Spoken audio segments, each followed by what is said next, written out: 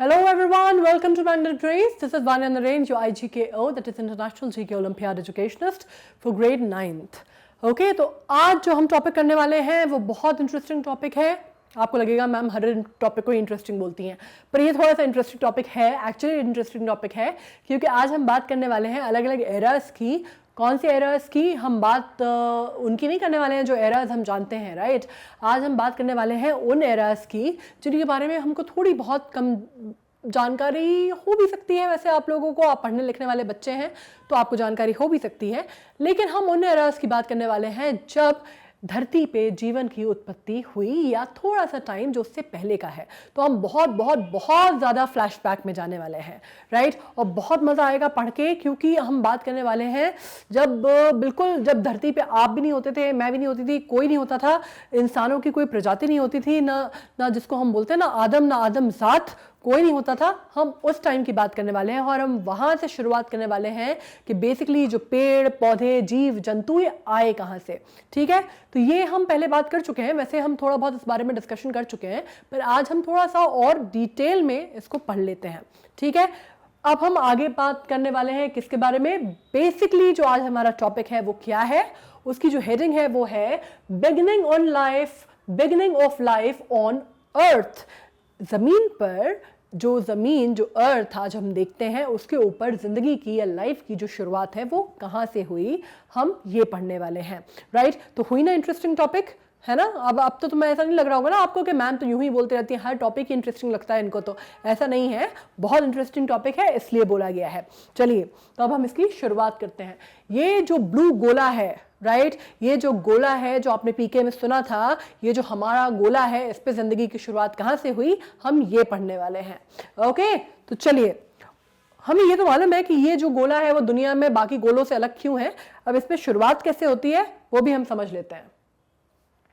अब हम बात किसकी करने वाले हैं, कैम्ब्रियन पीरियड की. कैम्ब्रियन पीरियड कौन सा पीरियड है. कैम्ब्रियन पीरियड बेसिकली बहुत इंपॉर्टेंट पीरियड माना जाता है. ये पहला जियोलॉजिकल पीरियड माना जाता है. आपने नाम सुना था कैम्ब्रियन पीरियड का. I am not too very sure कि आपने कैम्ब्रियन पीरियड का नाम सुना होगा. तो चलिए मैं इसके बारे में आपको थोड़ी सी और जानकारी दे देती हूँ, क्योंकि ये कैम्ब्रियन पीरियड जो है, जब हम बात करते हैं अर्थ पे लाइफ के एवोल्यूशन की, तो बहुत इंपॉर्टेंट पीरियड माना जाता है. क्यों माना जाता है, क्योंकि पहली बात तो ये पहला जियोलॉजिकल पीरियड माना जाता है अर्थ का. दूसरा ये माना जाता है कि इसी टाइम पे जब कैम्ब्रियन एक्सप्लोजन होता है, उसी टाइम पे धरती पे जितनी वैरायटी है, जितनी जिसको हम बोलते हैं कॉर्डेट्स की या वर्टिब्रास की, वो सबसे ज़्यादा इसी टाइम पे आती हैं, उसी एक्सप्लोजन के बाद से आती हैं. और ये जो है पैलियोज़ोइक एरा का सबसे इम्पॉर्टेंट जो टाइम पीरियड माना जाता है, जियोलॉजिकली सबसे इम्पॉर्टेंट टाइम पीरियड माना जाता है. ठीक है, अब मैं इसके बारे में आपको एक और चीज़ बताती हूँ जो कि बहुत रोचक जानकारी है कि ये पैलियोज़ोइक एरा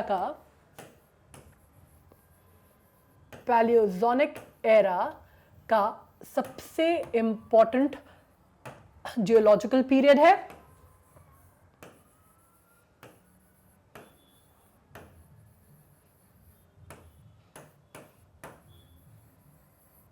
और ये काफी लंबे साल तक चलता है. काफी लंबे साल से मेरा मतलब है काफी लंबे साल तक. और जब ये तकरीबन 55 मिलियन ईयर्स तक लास्ट करता है, ये एंडिकेरियन एरा जब तक आता है तब तक. ठीक है, ये चीज क्लियर हो गई है. और इसको माना जाता है कि जब कैम्ब्रियन एरा का एंड हुआ, जब तक कैम्ब्रियन एरा चला, उसके अंत आते आते तक क्या सबसे बड़ी चीज हुई, जितने मेजर लाइफ फॉर्म्स हैं, जितने मेजर एनिमल्स के ग्रुप्स हैं जिनको हम आज की तारीख में देखते हैं, वो सब धरती पर आ चुके थे. ठीक है, सबकी जो उत्पत्ति थी वो हो चुकी थी, और सब जो थे, सबका जो अस्तित्व था वो सर्फेस हो चुका था. ठीक है, जितने भी फाइलास हम कहते हैं वो इवॉल्व हो गए थे. ठीक है, और इसलिए ये सबसे इंपॉर्टेंट एरा माना जाता है, जियोलॉजिकल एरा माना जाता है when we talk about evolution of life forms. तो अगर आपसे कोई पूछे, अगर आईजीक्यू में क्वेश्चन आता है कि कौन सा एरा माना जाता है, तो आप फटाक से बोलेंगे कौन सा, कैम्ब्रियन एरा. ओके, अब हम पढ़ते हैं क्या आगे. अब हम पढ़ते हैं आगे का. Today, we take for granted that we live among diverse communities of animals that feed on each other. ठीक है। Our ecosystem are structured by feeding relationships like killer whales eating seals, which eat squid, which feed on krills. अब यहाँ पे जब हम बात कर रहे हैं बंधु, तो हम काहे की बात कर रहे हैं? हम बात कर रहे हैं basically we are talking about life cycle. Life cycle कैसी कि एक जो जीव है वो दूसरे के ऊपर निर्भर करता है, दूसरा जीव जो है वो तीसरे के ऊपर, तीसरा जीव जो है चौथे के ऊपर, है ना। सीधे सीधे इसी को हम लाइफ साइकिल बोलते हैं या हम फूड चेन बोल देते हैं, है ना। इसके फूड चेन के ऊपर डिपेंड करता है कि आप कैसे, कि हम कहाँ बात करते हैं, जो krill जो है वो किसका खाना होती है? स्क्विड्स का। स्क्विड्स जो है वो किसका खाना होती है? सील्स का। और सील्स जो है वो किसका खाना होती है? किलर वेल्स का। तो अगर जब हम बात करते हैं तो बन गया ना एक सर्कल। ओके तो आज हम ये बात कर रहे हैं कि हम उस इकोसिस्टम की बात कर रहे हैं, या आज हम जो इकोसिस्टम अपने आसपास देखते हैं, हमें वैसी दुनिया देखने की आदत है जहाँ पे सब एक दूसरे पे निर्भर है, एक प्रॉपर बैलेंस बना हुआ है, एक प्रॉपर फूड चेन चल रही है, सब एक दूसरे को बढ़िया एक दूसरे के ऊपर निर्भर है, सब एक दूसरे को खाते हैं और दुनिया चल रही है। ठीक है, हमें इस तरह की चीज पता है। दूसरा, हम बड़ा ग्रांटेड लेते हैं कि हम तो ऐसी दुनिया में रहते हैं जिसमें इतने तरह के पेड़ प्रजाति पेड़ हैं, इतने तरह के पशु पक्षी हैं, इतनी तरह के जीव जंतु हैं, है ना।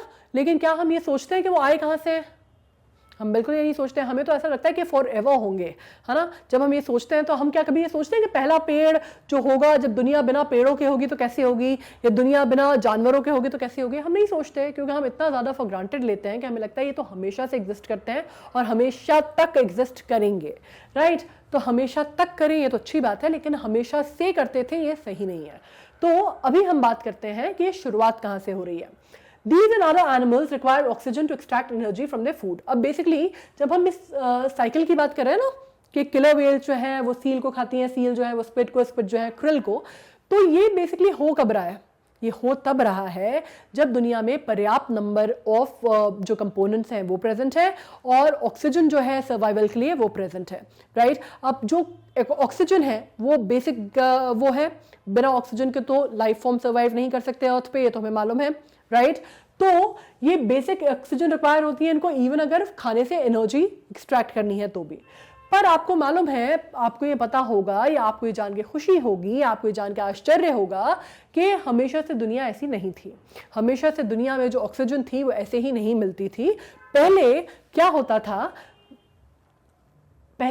एनवायरनमेंट जो थी वो बेसिकली ऑक्सीजन से डिवॉइड थी। मतलब एनवायरनमेंट में जो हमारी जो हवा है आसपास, जो एनवायरनमेंट है उसमें ऑक्सीजन की मात्रा नहीं थी, कम नहीं थी, ओके, नहीं थी। एंड मीथेन बहुत हाई कॉन्सेंट्रेट में हुआ करती थी, ठीक है। मीथेन आपको मालूम है इनफ्लेमेबल गैस की एक फॉर्म है, ये बहुत हाई मात्रा में होती थी, एक गैस होती है, राइट। और इसकी हिस्ट्री जो थी अर्थ की, अगर वो सेम नहीं होती, अगर वो ये जो बैलेंस है ये ख़त्म नहीं होता और मीथेन कम नहीं होती और ऑक्सीजन ऊपर नहीं जाती, तो आज जो हमारी दुनिया है, जो हमारा गोला है, उस पे भी जीवन जो है वो संभव नहीं होता, जैसे कि बाकी गोलों पे अभी भी शायद नहीं है। वैसे साइंटिस्ट इसके बारे में स्टडी कर रहे हैं, हो सकता है बाकी गोलों पे भी जीवन हो, हम इसको एकदम पूरी तरह नकार नहीं सकते। पीके आखिर आया ही था, लेकिन खैर वो तो पिक्चर थी, तो वी नेवर नो। बट हाँ, बाकी प्लैनेट्स पे लाइफ जो है, लाइफ फॉर्म्स जो है वो साइंटिस्ट अभी ढूंढ रहे हैं, प्रयास कर रहे हैं, वो नहीं पता। लेकिन हमारे गोले पे 100% लाइफ है, ये हमें पता है। तो वो कैसे संभव हुई? जब ऑक्सीजन आई, ठीक है। तो हम इसके बारे में और पढ़ते हैं। Earliest life forms we know of microscopic microorganisms थे। जो सबसे पहले जो हमारे पूर्वज हैं इस तरह से, वो क्या थे? वो कोई बहुत बड़े जीव जंतु नहीं थे, वो क्या थे? वो छोटे छोटे से माइक्रोब्स थे, ठीक है। माइक्रो ऑर्गेनिजम्स थे जिनको हम बोलते हैं माइक्रोब्स, जिन्होंने that left signals of their presence in rocks about 3.7 billion years ago। ये हमें कैसे पता चलता है? ये कोई हम तुक्का नहीं मार रहे हैं, है ना। ये कोई हमारा फ्लूक नहीं है कि जो पहले थे वो माइक्रो ऑर्गेनिजम्स थे, ऐसा नहीं है। वो उनके जो कुछ अवशेष हैं, उनके जो होने की उनके जो प्रूफ हैं, जो प्रूफ्स हैं, वो अभी भी कुछ जो रॉक्स हैं, रॉक शेल्टर्स हैं, रॉक्स में अभी भी पाए गए हैं, जिनको बाद में स्टडी किया गया और ये पाया गया कि वो रॉक्स में 3.7 बिलियन ईयर्स अगो वो जो माइक्रोब्स थे वो पाए जाते थे, ठीक है। The signal consisted of the time of carbon molecule that is produced by living things. ये जो सिग्नल्स हैं ये कैसे पता चलते हैं कि वो हमने कैसे जाना कि वो माइक्रोब्स हैं, क्योंकि वो उनमें कार्बन मॉलिक्यूल्स थे जो कि लिविंग ऑर्गेनिजम्स में ही हो सकते हैं, वो किसी और चीज़ में नहीं हो सकते थे। मतलब हमें ये पता चला कि लाइफ की शुरुआत जो है वो हो चुकी है। ठीक है, evidence of microbes was also preserved in the hard structures, stromatolites बोलते हैं इनको, they made which dates to 3.5 billion years ago. तो इनका जो बेसिकली माइक्रोब्स के जो एविडेंसेस हैं वो स्ट्रेलाइट्स में भी मिले थे, जो कि एक हार्ड फॉर्म्ड रॉक्स होती हैं उनमें भी मिले थे, और टाइम फ्रेम जो है वो सेम है 3.5 बिलियन ईयर्स अगो का।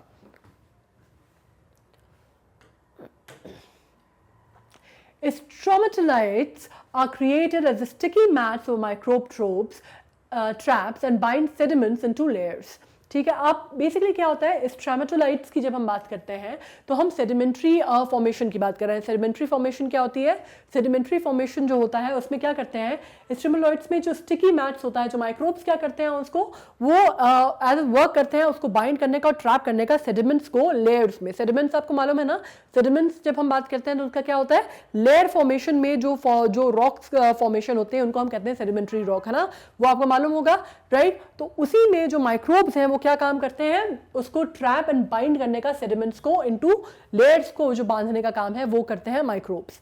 ठीक है, mineral precipitate inside the layers creating durable structures even as the microbes die off. तो उसके बाद क्या होता है, अब माइक्रोब्स की उनकी एक लाइफ साइकिल है, अगर वो मर भी जाते हैं तो उसके बाद भी क्या होता है, मिनरल्स जो है वो प्रेसिपिटेट करते हैं लेयर्स के अंदर और उससे एक ड्यूरेबल स्ट्रक्चर क्रिएट होता है, और जो कि जिससे हमें बाद में चल के जब हमने पढ़ाई की और बाद में जाके शोध किया तो ये पता चला कि माइक्रोब्स वहां पे रहते थे 3.5 बिलियन ईयर्स अगो तक।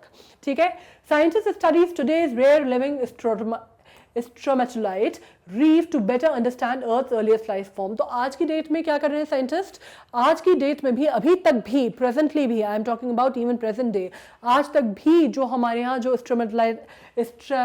स्ट्रोमेटोलाइट की जो रीफ हैं जो पाई जाती हैं उनकी जो स्ट्रक्चर है, जो उनका जो बेसिस है, जो उसका बेस है, उसकी स्टडी कर रहे हैं साइंटिस्ट। कई कंट्रीज में इनकी स्टडी अभी भी जारी है। वो देखना चाहते हैं कि जो माइक्रोब्स हैं उनमें किस तरह की लाइफ थी और वो किस तरह से उनका जो एग्जिस्टेंस था वो किस तरह का था और वो कितने साल पहले थे। अभी भी उसमें शोध चल रहा है और बहुत सारी नई चीजें उसमें से अभी तक भी निकल के बाहर सामने आती हैं।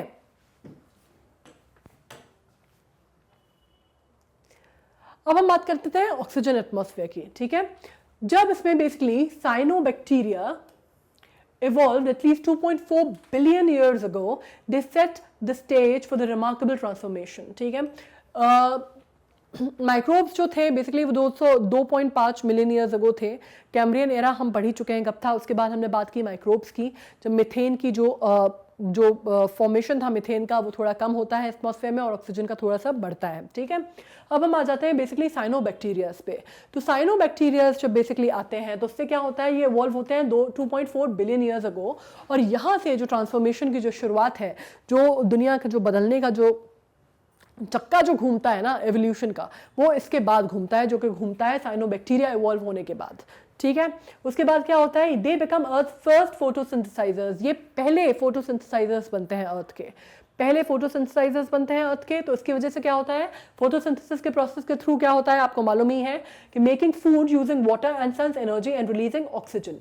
ठीक है, इनकी वजह से ऑक्सीजन जो है वो पानी में बढ़ने लगती है, ऑक्सीजन की मात्रा बढ़ती है। ये पहले फोटोसिंथेसाइजर्स बनते हैं अर्थ के, खाना बनाते हैं। खाना बनाने के लिए उनको क्या चाहिए होती है, एयर चाहिए होता है, और वो तो हम जानते ही हैं कि उनको एयर चाहिए होता है और सनलाइट चाहिए होती है। वो ट्रैप करते हैं और क्या रिलीज करते हैं, कार्बन डाइऑक्साइड उनको खाना बनाने के लिए चाहिए और अपने सर्वाइवल के लिए चाहिए, और वो क्या रिलीज करते हैं उसके बदले, ऑक्सीजन। तो ऑक्सीजन की जो पानी में जो मात्रा है वो धीरे धीरे बढ़ने लगती है। उससे क्या होता है, ये कैटेगराइज करती है सडन ड्रामेटिक राइज ऑक्सीजन में। ठीक है, जैसे जैसे पानी में ऑक्सीजन की मात्रा बढ़ती है, ठीक है, ऑक्सीजन की मात्रा जब बढ़ने लगती है तो उससे क्या होता है, जो प्रोसेशन है जिसको हम बोलते हैं ट्रांसफॉर्मेशन है, उसकी शुरुआत हो जाती है। वो कैटालिसिस करता है नई शुरुआत को। उसकी वजह से जैसे जैसे पानी में ऑक्सीजन का लेवल बढ़ता है तो उसमें जो जीव हैं वो फूटना चालू होते हैं। और वो कैसे होते हैं, अब जो एनवायरनमेंट है वो थोड़ा और ज़्यादा हॉस्पिटेबल हो जाता है बेसिकली लाइफ फॉर्म्स के लिए, और लेस हॉस्पिटेबल हो जाता है माइक्रोब्स के लिए जो कि ऑक्सीजन को टॉलरेट नहीं कर पाते। ठीक है, माइक्रोब्स जो है वो घटने लगते हैं और लाइफ की जो उत्पत्ति है वो बढ़ने लगती है। Get it? बहुत सीधा सीधा सा पढ़ना है कि ऑक्सीजन लेवल बढ़ेगा तो आपकी लाइफ की जो उत्पत्ति है वो ज्यादा होगी और माइक्रोब्स नीचे जाने लगेंगे। अब हम आते हैं, evidence for this is great oxidation event is recorded in the changes in the sea floor rocks. अब इसको कैसे पढ़ा गया है? इसको जब सी फ्लोर की जो रॉक्स हैं उनको जब स्टडी किया गया तो उसमें कोई सी जो चेंजेस हैं वो इस पर्टिकुलर पीरियड में बहुत सारे जो चेंजेस हैं वो नोटिसेबल चेंजेस थे, बहुत ज़्यादा चेंजेस पाए गए, बहुत ज़्यादा चेंजेस स्टडी किए गए।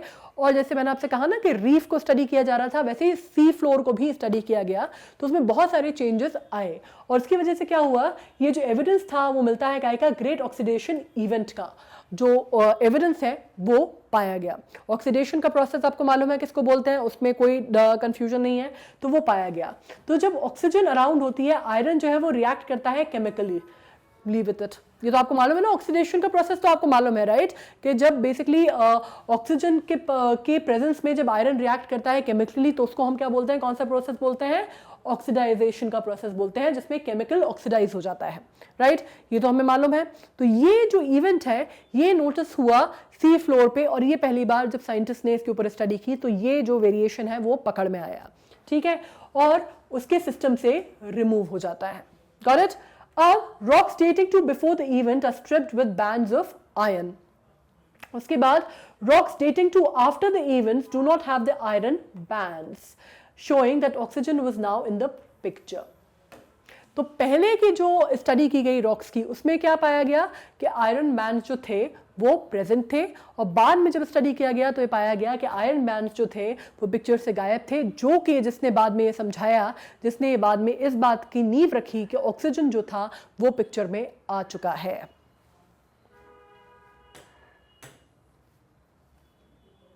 After the initial pulse of oxygen, it is stabilized at lower levels where it would remain for a couple billion years more.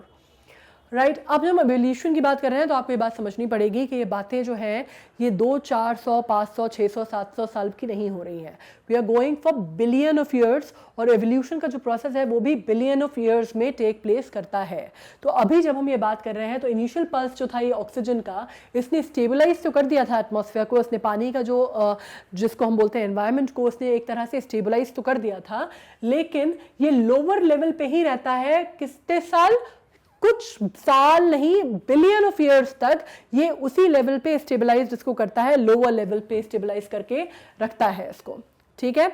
उसके बाद in fact as cyanobacteria died and drifted down through the water, the decomposition of their bodies probably reduced oxygen levels. फिर इसमें एक और cyclic event होता है, वो क्या होता है कि साइनोबैक्टीरिया, आपको मालूम था कि साइनोबैक्टीरिया की वजह से they were the first photosynthesizers, जिसकी वजह से ऑक्सीजन लेवल ऊपर जाने लगा। लेकिन अब क्या होता है, साइनोबैक्टीरिया जैसे ही मरते हैं, राइट, तो वो क्या करते हैं कि वो नीचे जाने लगते हैं, नीचे ड्रिफ्ट होने लगते हैं। जब नीचे ड्रिफ्ट होने लगते हैं तो क्या होता है, वो डीकम्पोजिशन पे आ जाता है उनकी बॉडीज। जब डीकम्पोजिशन पे उनकी बॉडी आ जाती है तो ऑब्वियसली जो फोटोसिंथेसिस का प्रोसेस है और बाकी चीजें जो प्रोसेस चल रही हैं वो रुक जाती हैं और फिर से ऑक्सीजन लेवल जो है वो ड्रॉप करने लगता है, ठीक है। So the ocean was still not suitable environment for most life forms that needed sample oxygen, ठीक है।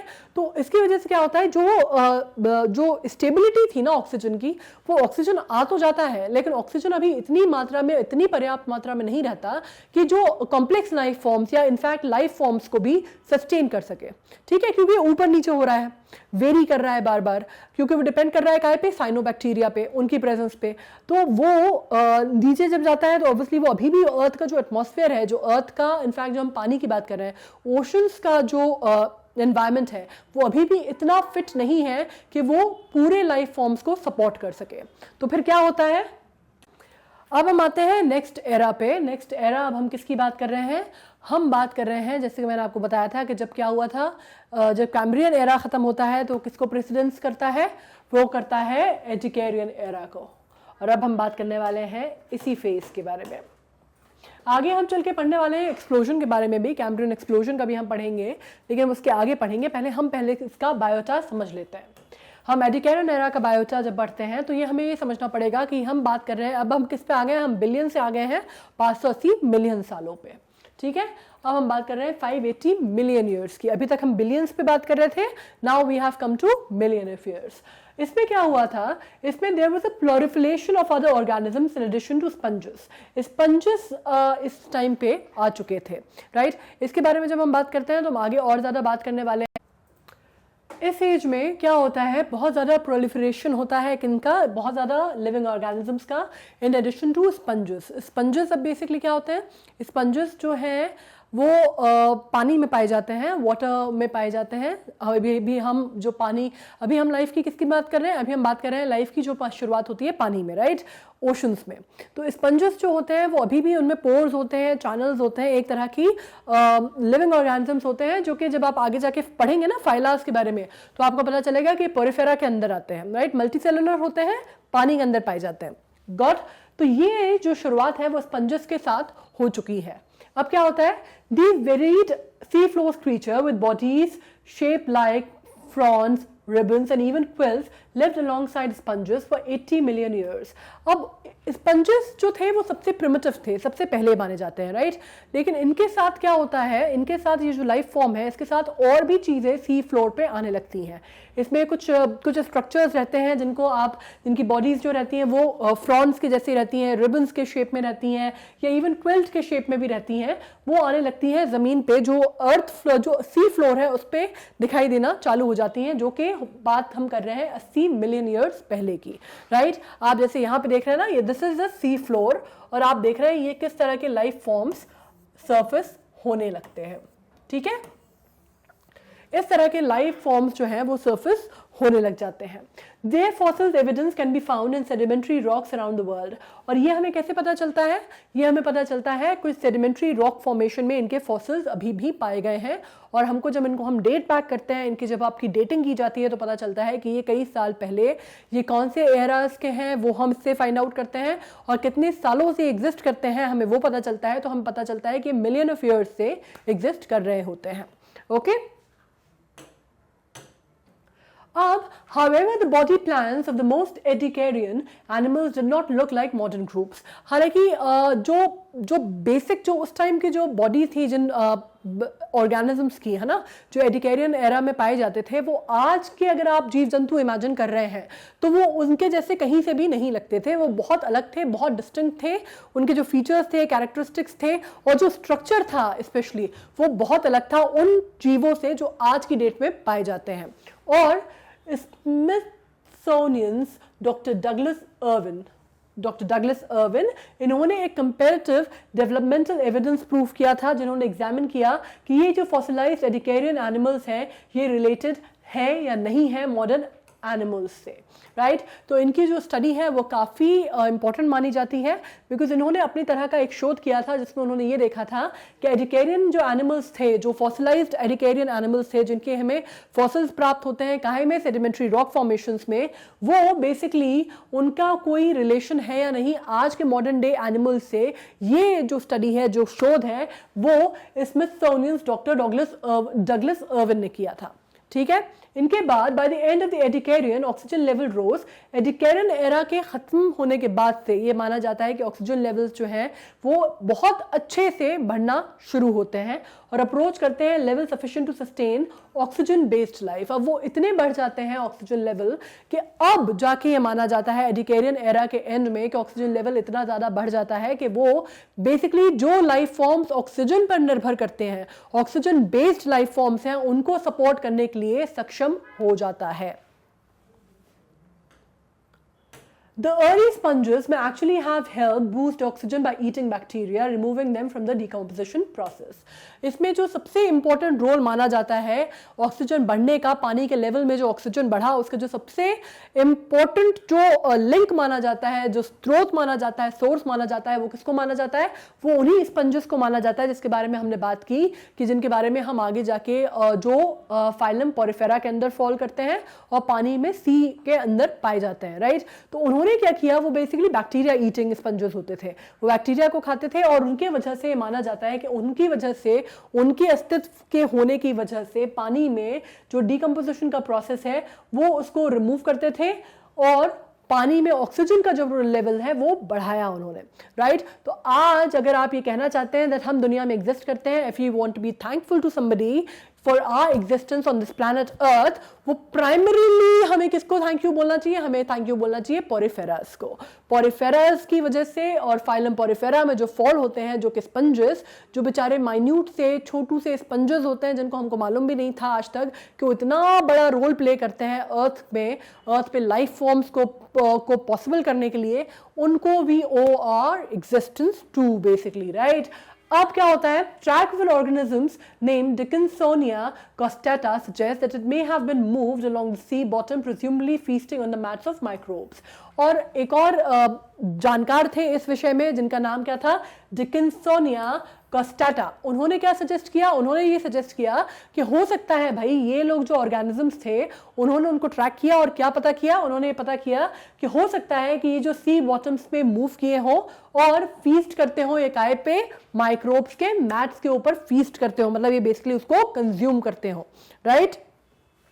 और अगेन उसी की वजह से जब हमने बात की थी ना कि हमें मालूम है कि जब माइक्रोब्स, तो ऑक्सीजन में माइक्रोब्स तो पलते फूलते नहीं है ना, तो माइक्रोब्स का लेवल नीचे गया, ऑक्सीजन ऊपर गई, हमने ये डिस्कशन किया था। तो सब कुछ इंटर रिलेटेड है, आपको ये समझ में आ रहा है? जब हम लाइफ फॉर्म्स की बात कर रहे हैं तो everything is inter related. Cambrian era का क्या होता है, उसके बाद जब हम बात करते हैं कि ऑक्सीजन लेवल कैसे बढ़ता है, साइनोबैक्टीरिया, माइक्रोब्स, उसके बाद हम आ गए स्पंजेस पे, एडिकेरियन एरा पे। तो आपको आ रहा है ना समझ में? आपको धीरे धीरे जो लिंक है वो क्लियर होती जा रही है कि अभी हम कैसे बात कर रहे हैं। हम बेसिकली अगर एक लाइन में बोला जाए तो ये बात हो रही है कि अब धीरे धीरे ऑक्सीजन लेवल जो है वो पानी में बढ़ता जा रहा है और बाकी जो लेवल्स हैं मीथेन का या बाकी गैसेस का जो लेवल है वो कम होता जा रहा है, तो माइक्रोब्स कम होते जा रहे हैं और ऑक्सीजन बेस्ड लाइफ जो है वो शुरुआत उसकी हो चुकी है और वो बढ़ती जा रही है।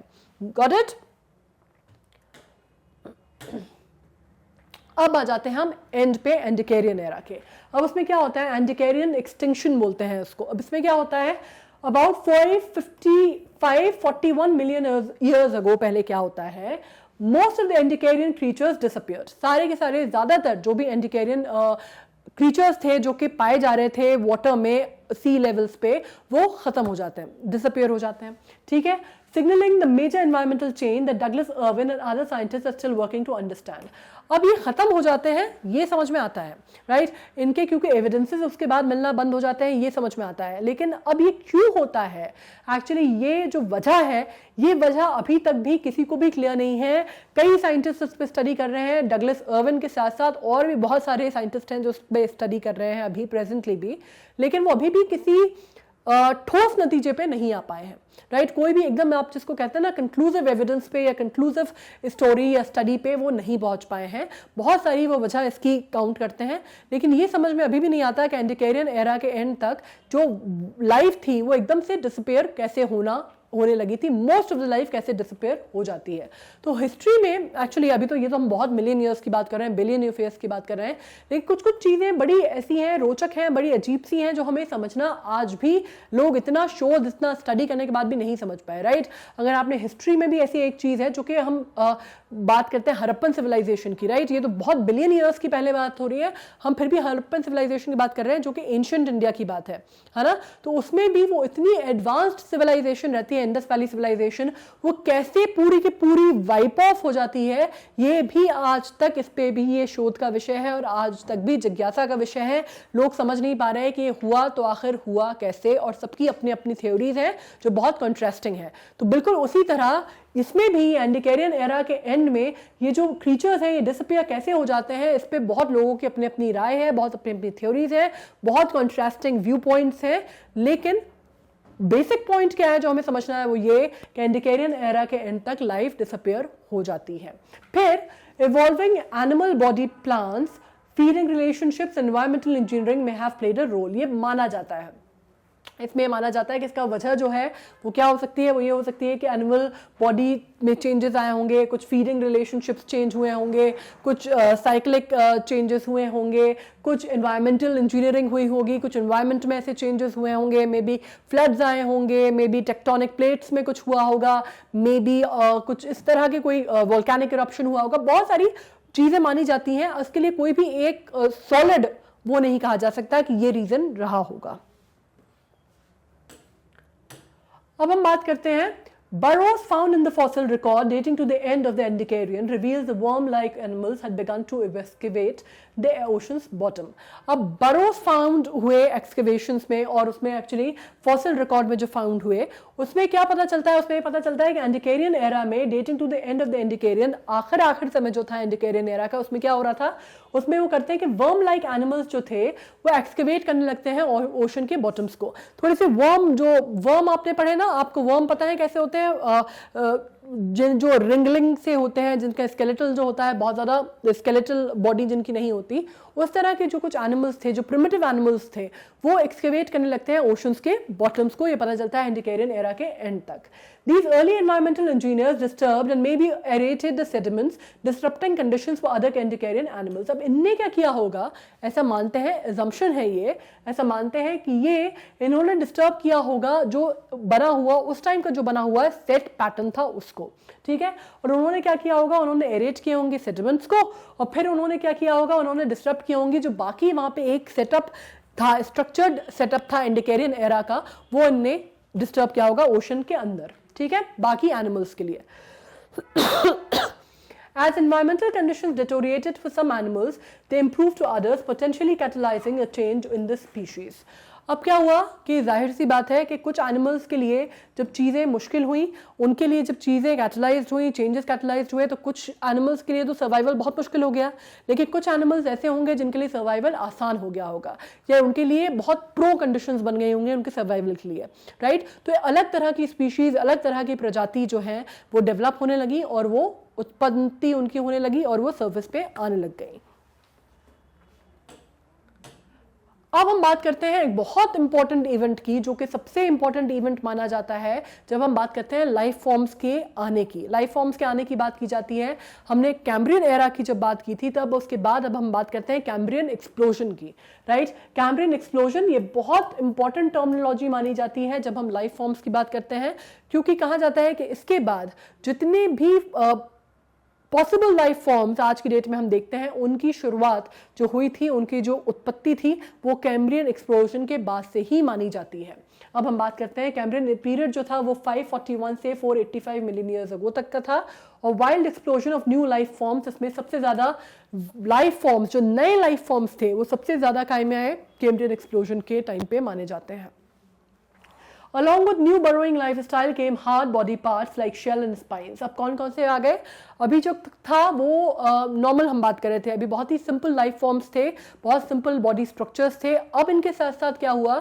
इनके साथ साथ अब आ गए हार्ड बॉडी पार्ट्स भी आ गए, जैसे शेल और स्पाइंस भी आने लग गए. और ये सारी स्टडी जो है ये हमें फॉसिल से पता चलती है, ठीक है.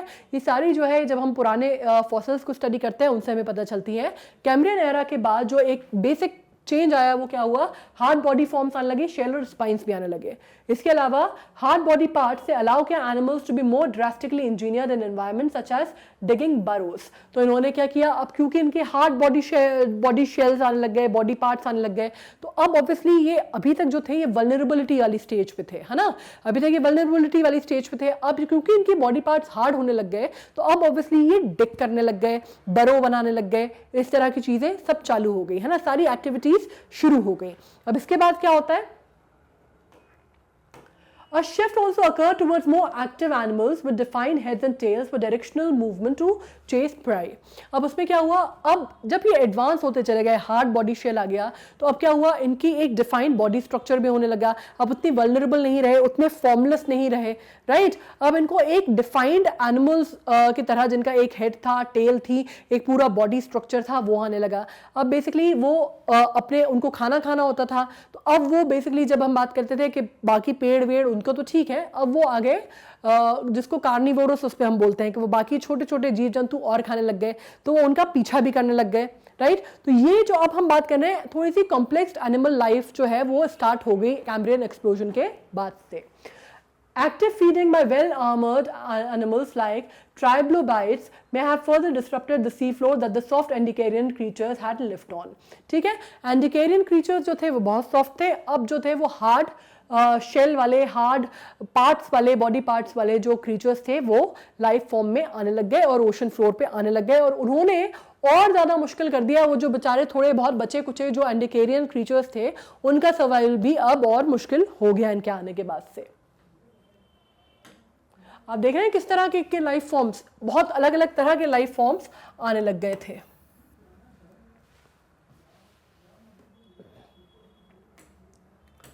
Unique feeding style partition the environment making room for more diversification of life, है ना। अब इनकी डिफरेंट फीडिंग स्टाइल्स थे, कुछ जो थे वो कैसे खाते थे, छोटे छोटे जो और जीव जंतु थे उनको खाते थे, कुछ थे जो और थोड़े थोड़े उनसे बड़े खाते थे। तो जो डिफरेंट जो फीडिंग स्टाइल था उसकी वजह से क्या हुआ, और बड़ी प्रजातियां आने लग गई, और कॉम्प्लेक्स लाइफ फॉर्म्स आने लग गए, और वेरीड स्पीशीज आने लग गई। और उसके बाद क्या हुआ, 1909 में Smithsonian fourth secretary Charles Dolittle Walcott ने डिस्कवर किया बोर्जीज शेल फॉसिल, जिसने रिवील किया unprecedented biodiversity of Cambrian life की। अभी कैम्ब्रियन लाइफ की बेसिकली जो बायोडाइवर्सिटी थी वो कितनी ज़्यादा थी एडिकेरियन एरा से, उसके बाद से, उसके पहले से, ये बात की जाने लग गई, राइट। उसके बाद ये डिस्कशन करने लगे।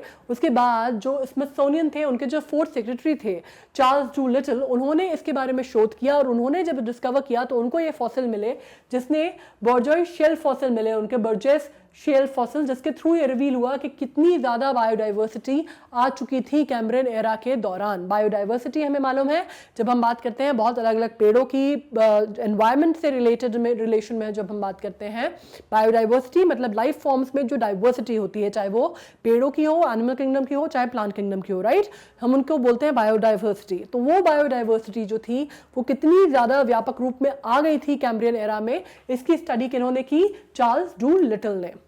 ठीक, अब इसमें से कुछ एनिमल्स जो थे, एक्चुअली अलग अलग तरह के एनिमल्स, अलग अलग प्रजातियां आ गई, राइट। अब कुछ एनिमल्स जो थे, जैसे वैप्शिया जो थे वो ओशन के बॉटम में चले गए, कुछ जो थे वो स्पंजेस में चले गए, कुछ जो थे वर्म्स जो थे वो सेडिमेंट्स में चले गए, कुछ जो थे वो सेडिमेंट्स में चले गए, बाइवैक्सिया जैसे कुछ थे वो स्पंजेस से अटैच हो गए, कुछ जो थे वो पानी के अंदर चले गए, राइट। तो और कुछ जो थे वो ऊपर ऊपर तैरने लगे। तो इस तरह से अलग अलग तरह के और भी जीव जो हैं वो थोड़े से कॉम्प्लेक्स लाइफ फॉर्म्स आने लग गए। अब हम पढ़ते हैं next. Many of these odd-looking organisms were evolutionary experiments such as five-eyed Opebenia।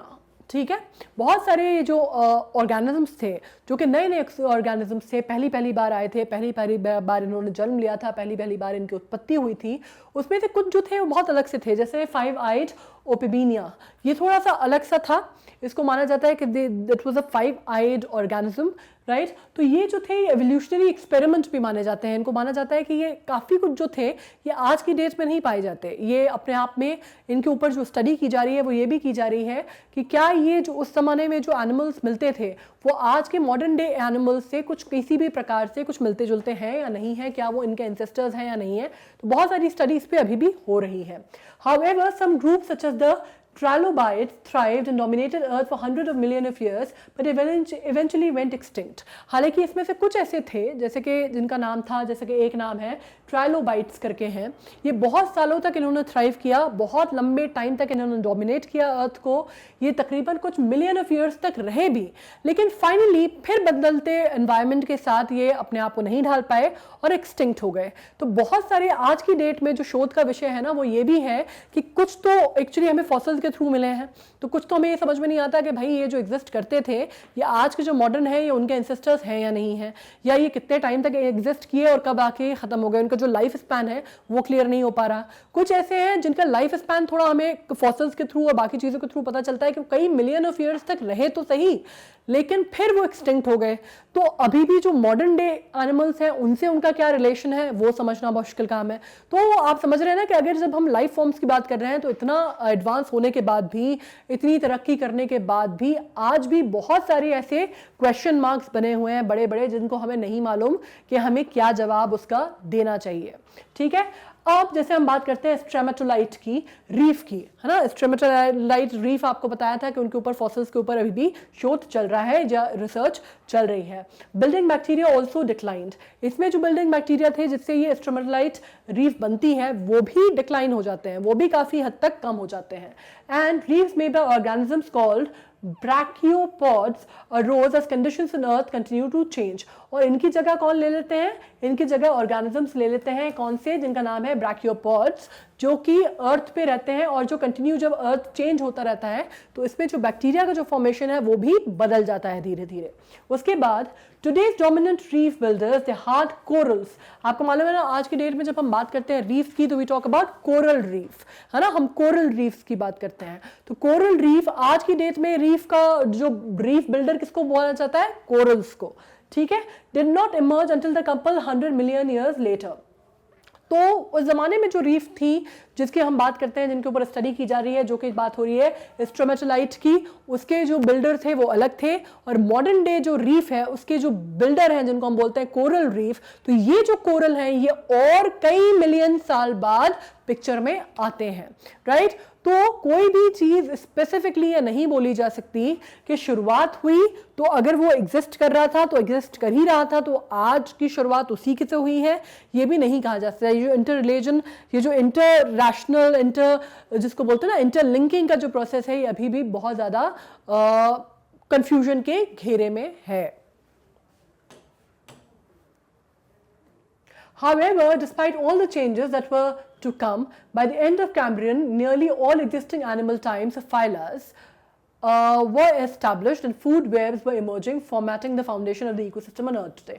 लेकिन फिर भी जो भी हो, जितने भी चेंजेस हो, जितने भी प्रकार के चेंजेस हो, लोग समझ पा रहे हो, नहीं समझ पा रहे हो, कंफ्यूजन हो, नहीं हो, एक चीज़ की बात तय है, वो ये है कि कैम्ब्रियन एरा के एंड तक या कैम्ब्रियन एरा में जितना एक्सप्लोजन बायोडाइवर्सिटी का होता है, जितने लाइफ फॉर्म्स सरफेस होते हैं या अस्तित्व में आते हैं, वो अपने आप में एक बहुत बड़ी घटना थी, एक बहुत बड़ा इंपॉर्टेंट लैंडमार्क इवेंट माना जाता है।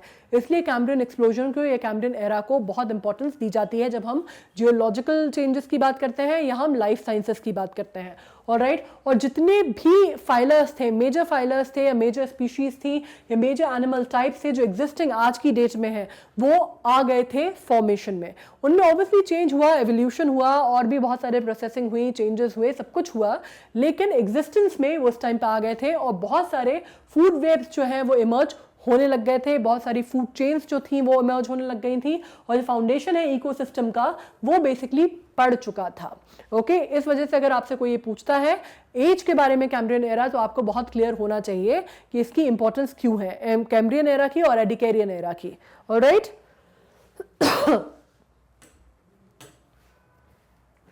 अब हम आ जाते हैं फर्स्ट एनिमल्स पे। फर्स्ट एनिमल्स, हालांकि हम इसको और भी ज़्यादा डिस्कशन करने वाले हैं। First animal on planet earth या फर्स्ट एनिमल ऑन लैंड की हम डिस्कशन करने वाले हैं। फिलहाल हम फर्स्ट एनिमल की डिस्कशन करते हैं। तो फर्स्ट एनिमल जब हमने बात की तो हमें ये पता है कि हम ओशंस की बात कर रहे हैं। सीधी जब हम डिस्कशन कर रहे हैं लाइफ का, चाहे वो प्लांट लाइफ हो चाहे वो एनिमल लाइफ हो, हमें मालूम है जब हम फर्स्ट की बात कर रहे हैं, फर्स्ट लाइफ की, तो हम बात कर रहे हैं ओशंस की। और ओशंस की oxygen level in the oceans were still low compare to today, but sponges are able to tolerate conditions of low oxygen. तो पहले जो प्रिमिटिव है, जो मैंने कहा कि सबसे पहले कौन से प्राणी आए थे, स्पंजेस आए थे, राइट। तो सबसे पहले जो लाइफ आई, लाइफ फॉर्म हुए वो ओशंस में हुई और पहले जो प्राणी थे वो स्पंजेस थे। हालांकि उस टाइम पे लाइफ बहुत मुश्किल थी अर्थ में क्योंकि ऑक्सीजन लेवल्स कम थे, लेकिन स्पंजेस जो होते हैं वो थोड़े से ढीठ किस्म के प्राणी होते हैं। उनको जीने के लिए, उनको ढीठ भी कह सकते हैं, यहाँ पर बेचारों को अडेप्टेबल भी कह सकते हैं, तरह के प्राणी होते हैं जिनको ऑक्सीजन बहुत ज़्यादा ज़रूरत नहीं होती सर्वाइवल के लिए। तो ऑक्सीजन स्पंजेस जो थे वो फर्स्ट लाइफ फॉर्म था, ठीक है। Although like other animals they require oxygen to metabolize, they don't need much because they are not very active. उनको हालांकि दूसरे एनिमल्स की तरह मेटाबोलाइज करने के लिए ऑक्सीजन चाहिए होता है, लेकिन उनको बहुत ज़्यादा नहीं चाहिए होता, बहुत ज़्यादा एक्टिव नहीं होते, थोड़े से ऐसे ही होते हैं आलसी टाइप के, है ना। उनको लाइफ में कोई खास वो चाहिए नहीं होती, उनको ज़्यादा कोई मेहनत मेटाबॉलिज्म पे वो ध्यान नहीं देते थे, इसलिए वो कम ऑक्सीजन में भी सर्वाइव कर गए। पर अच्छी बात है ना, उनके हिसाब से उनका आलस अच्छा है, उनको सर्वाइवल में उसने हेल्प की, right. Okay, so it worked for them. They feed while sitting is still by extracting food particles from water that is pumped through their bodies by the specialized cell. और वो कैसे खाना खाते थे, बहुत ही बढ़िया हिसाब से वो बढ़िया बैठ जाते थे और उसके बाद वो फूड जो पार्टिकल्स हैं उनको एक्सट्रैक्ट करते थे पानी से और वो पंप करता था उनकी बॉडीज और स्पेशलाइज सेल के थ्रू वो बढ़िया पंप हो जाते थे और वो खाना खा लेते थे, ठीक है। तो क्योंकि उनका मेटाबॉलिज्म में उनको बहुत ज़्यादा एनर्जी नहीं लगती थी, बहुत ज़्यादा उनको ऑक्सीजन नहीं लगता था, इसलिए वो कम ऑक्सीजन पर भी सर्वाइव करे और वो दुनिया के पहले इसलिए जीव जंतु बने जो कि एग्जिस्टेंस में आए। अब The simple body plan of sponges consists of layers of cells around water-filled cavities supported by hard skeletal parts. अब sponges में basically क्या होता था, उनके जो simple body plans थे, simple सा body था उनका, body का structure बड़ा simple सा था, layer होती थी cells की around water-filled cavities होती थी, उसके आसपास layer होती थी cells की जो कि support करती थी hard skeletal part को. ठीक है. The evolution of even more complex and diverse body plans would eventually lead to distinct groups of animals. The assembly instructions for an animal's body plans are in its genes. अब ये तो खैर उन्होंने assembly plan बता दिया कि किस तरह का assembly plan होता है animals का, वो उनकी genes पे depend करता है, पर हमें ये clear हो गया कि हम sponges की बात करें जो कि पहले life forms थे. अब हम बात करते हैं. These clusters with specialized cooperating cell eventually became the first animals when DNA evidences suggest evolved around 800 million years ago. अब क्या हुआ कि कुछ animal forms और भी आए sponges के अलावा, उसमें क्या था, उनमें cluster थे specialized cells के, है ना. तो उन्होंने क्या किया, वो जो DNA जो था, उन्होंने पहले DNA suggest करता है कि ये जो cells थे, जो cooperating cells थे, जो cluster के form में हुए, इन्होंने पहली जो animal था वो form किया, और बात कर रहे हैं हम कितना 800 million years ago की. ठीक है. उसके अलावा स्पंजेस जो थे वो अर्लीस्ट एनिमल्स थे, ये तो हम पढ़ ही चुके हैं. उसके अलावा wild chemical compounds from sponges are preserved in rocks as old as 700 million years ago. Molecular evidence point to sponge developing even earlier. वैसे तो जो केमिकल कंपाउंड के थ्रू अगर हम स्टडी करते हैं तो हमें ये पता चलता है कि स्पंजेस जो है फॉसिल्स में 700 साल पहले तक उनके जो अवशेष हैं, जो फॉसिल हैं, वो रॉक्स में मिल रहे हैं.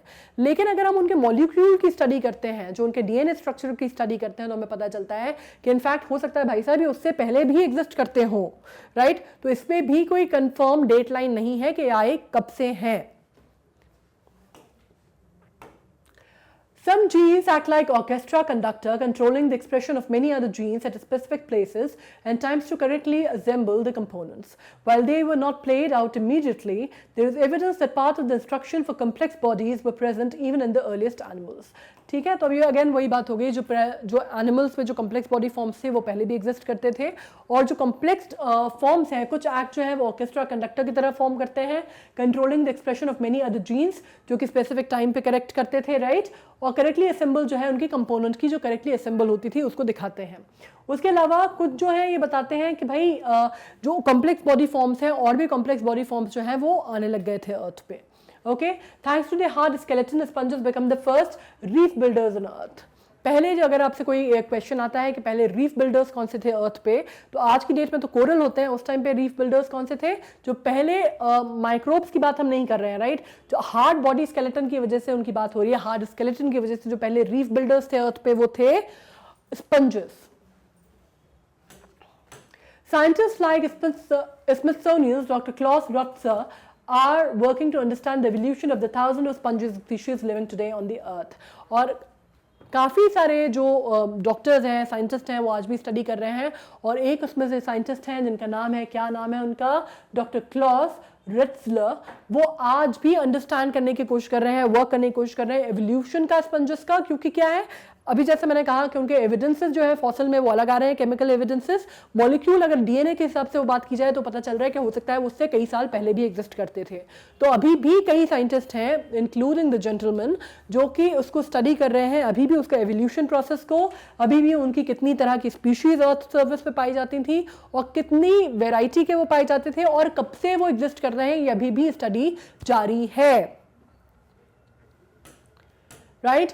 इसके साथ हम आते हैं एंड पे. हमने क्या क्या पढ़ लिया, हमने कैम्ब्रियन एरा पढ़ लिया, हमने डिकेरियन एरा पढ़ लिया, हमने स्पंजेस के बारे में पढ़ लिया, हमने ये पढ़ लिया कि कैसे मीथेन पहले बहुत ज़्यादा हुआ करती थी और लाइफ फॉर्म्स एग्जिस्ट नहीं करते थे, फिर कैसे ऑक्सीजन लेवल ऊपर ऊपर जैसे जैसे बढ़ता जा रहा है लाइफ फॉर्म्स आते जा रहे हैं.